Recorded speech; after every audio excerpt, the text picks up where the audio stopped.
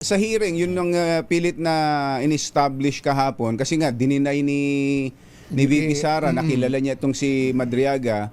Pero kayo mismo from the beginning na-convince kayo, attorney, na totoong magkakilala si Madriaga at si VP Sara. Aside from dun sa statement niya sa affidavit, dalawang co-accused niya, detainee rin sa Annex 2, kasama niya doon sa EC Pilipinas. Nakausap ko eh. Wala pa lang silang affidavit. Sila nagko-confirm yung rally sa Matnog na yung lumabas kahapon na sinasabi yung Sir Ram, inaabot yung bandila.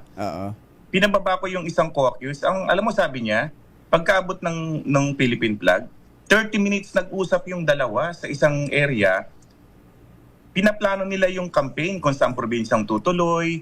30 minutes, sabi ko, gaano kalayo mo kay Sara? Sir, sabi niya, mga 1 or 2 meters lang nakikinig ako. Bakit ka nakikinig doon, nakikichismas ka? Sir, parang ako na rin yung driver security ni Sir Ram. Dalawa yung kinausap kong driver na co-detainee. So, itong tawag natin dito, mga living witnesses who can corroborate yung pagkakilala ng dalawa. Mahirap itanggi yun.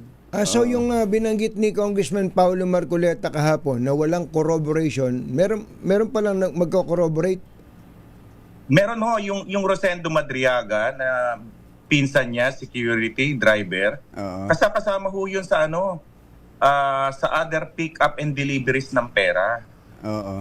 Tapos yung deliveries naman, yung pick-up delivery ng confidential funds, meron ng isang driver na can corroborate that. Kaya lang, pag nakakausap ko sila, ikukwento talaga nila yung totoo. So based on that, kumbinsido kami na yung kwento niya, merong supporting living witnesses who can corroborate that. Meron ho. Ano ho ba pagkatao ni Madriaga? Bakit siya nadikit o napasok kay VP Sara? Paano siya naging close kay VP Sara?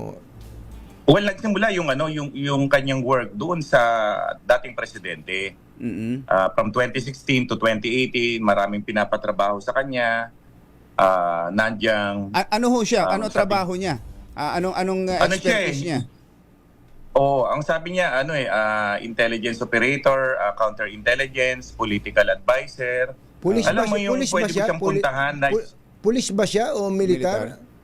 Hindi nagtapos siya, I think, political science. Tapos, nag-training daw siya. Ang sabi niya, nung panahon nung connected siya kay Goles, ang sabi niya, pinadala siya sa 3 bansa to train sa intelligence, counterintelligence operation using an assumed name. Roy Logoles. Siya, pangalan niya sa passport. Sabi niya, 3 taon ako 3 bansa ang pinag-training niya sa Middle East. Kaya nung ipinakilala daw siya ni former then Congressman Goles, ang sinasabi sa kanya, number 1 asset ko sa intelligence.